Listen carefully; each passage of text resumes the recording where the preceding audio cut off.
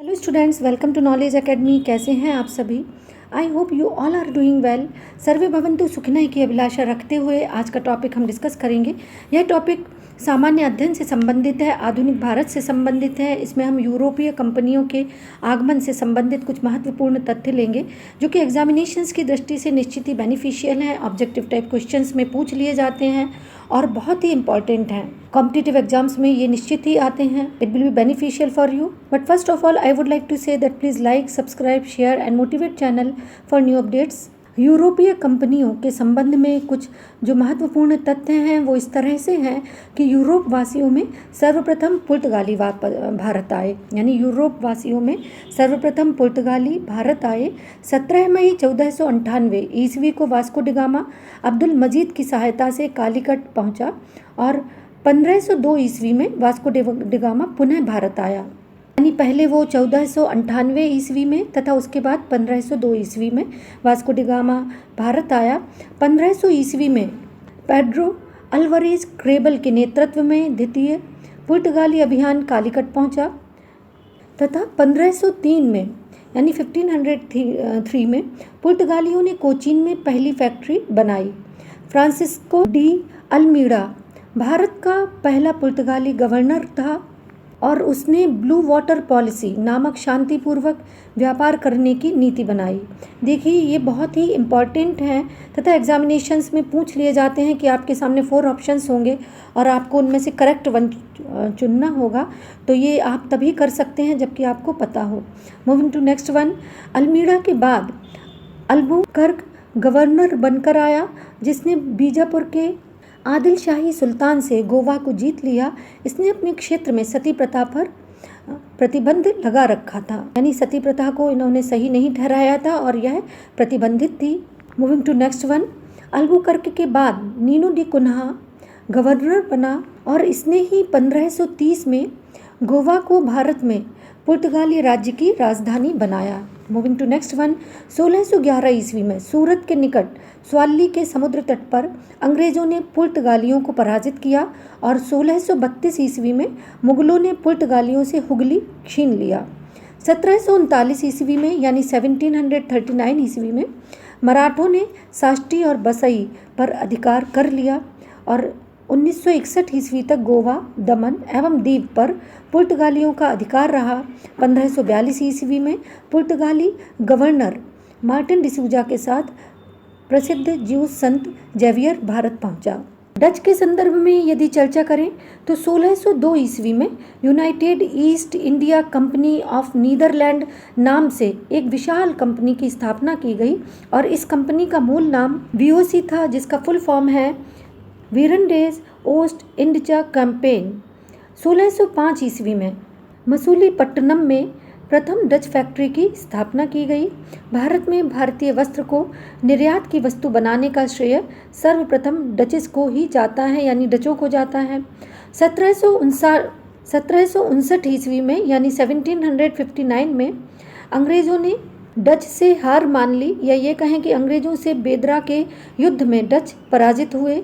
अंग्रेज़ों की कंपनी के संबंध में यदि डिस्कस करें तो 1599 यानी 1599 ईस्वी में governor and company of merchants of London trading into the east Indies, इस नाम को याद रखना होगा, जो कि governor and company of merchants of London trading into the east Indies नाम से अंग्रेज़ों ने एक कंपनी बनाई और कैप्टन हॉकिंस के नेतृत्व में हेक्टर नामक पहला अंग्रेजी जहाज 1608 ईस्वी में सूरत के बंदरगाह पर रुका, यानी 1608 में सूरत के बंदरगाह पर रुका और 1611 में मसूलीपट्टनम तथा 1613 में सूरत में कारखाना स्थापित किया गया, यानी 1611 में मसूलीपट्टनम में तथा 1613 में सूरत में फैक्ट्री बनाई गई या स्थापित की गई। 1615 में सर टॉमस रॉ जहांगीर के दरबार में आया और 1639 में फ्रांसिस डे ने चंद्रगिरी के राजा से मद्रास को पट्टे पर लिया।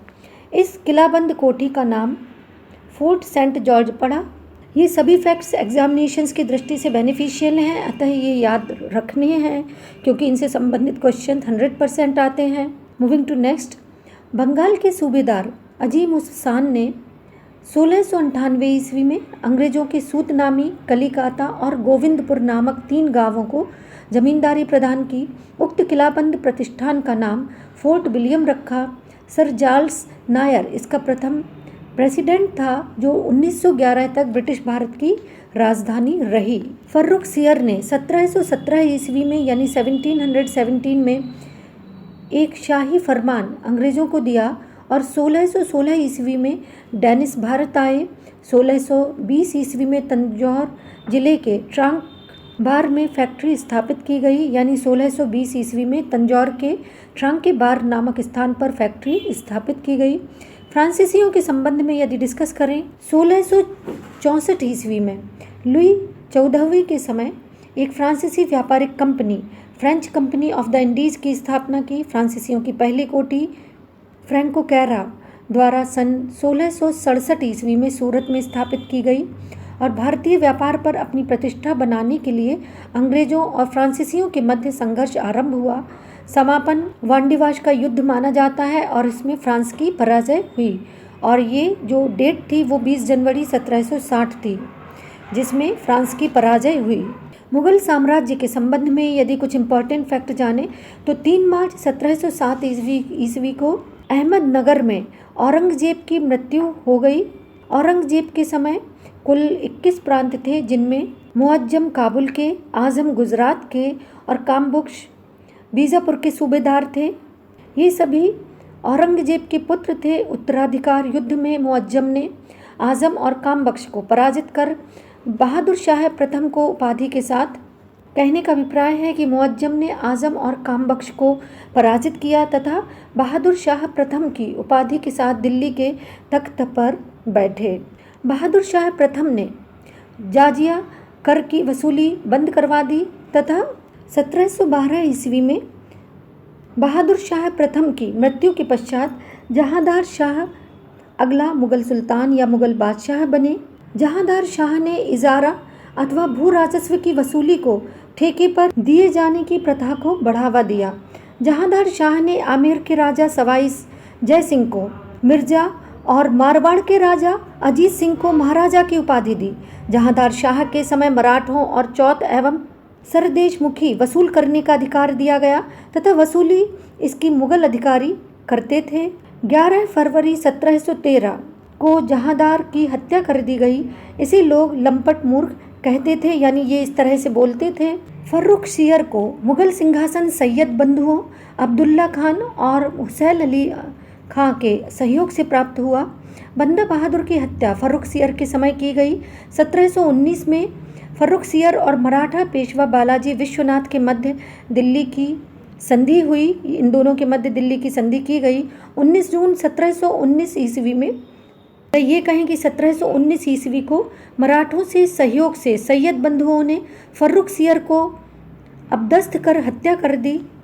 उनके बाद रफ़ी-उद-दौला शाहजहाँ द्वितीय और रफ़ी-उद-दौला गद्दी पर बैठे, यानी उस समय कुल मिलाकर ये कह सकते हैं कि किंग मेकर्स होते थे, जो कि किंग चयन करते थे, किंग का निर्माण करते थे या किंग का बनाते थे।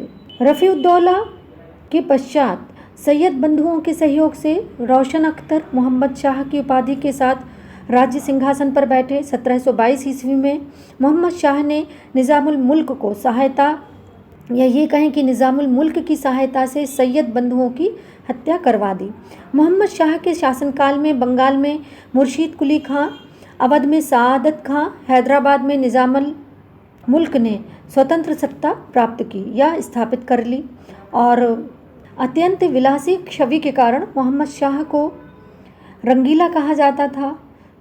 मोहम्मद शाह की मृत्यु के पश्चात अहमद शाह अगला मुगल बादशाह बने, जो कि 1748 ईस्वी थी और अहमद शाह के बाद आलमगीर द्वितीय यानी 1754 से 1759 के वक्त ये घटना घटित हुई। अहमद शाह के बाद आलमगीर द्वितीय और आलमगीर द्वितीय के बाद अली गौहर शाह आलम द्वितीय की उपाधि के साथ मुगल बादशाह बने। शाह आलम द्वितीय के समय 1761 में मराठों एवं अब्दाली के मध्य पानीपत का तृतीय युद्ध हुआ। 1803 में शाह आलम द्वितीय के समय अंग्रेजों द्वारा दिल्ली पर अधिकार कर लिया गया या दिल्ली पर अंग्रेज़ों का अधिकार हो गया। शाह आलम द्वितीय की मृत्यु के पश्चात उसका पुत्र अकबर द्वितीय मुगल बादशाह बना तथा 1537 ईस्वी में अकबर द्वितीय की मृत्यु के बाद बहादुर शाह द्वितीय अंतिम मुगल सम्राट बने। ये वक्त जो था या सन थी वो 1837 से 1862 ईस्वी थी, जिसमें बहादुर शाह द्वितीय अंतिम मुगल सम्राट बने और बहादुर शाह द्वितीय जफर के उपनाम से शायरी लिखा करते थे। यानी बहादुर शाह को जफर के उपनाम से शायरी लिखने का शौक था। That's all for today. Please take care of yourself. Thank you for being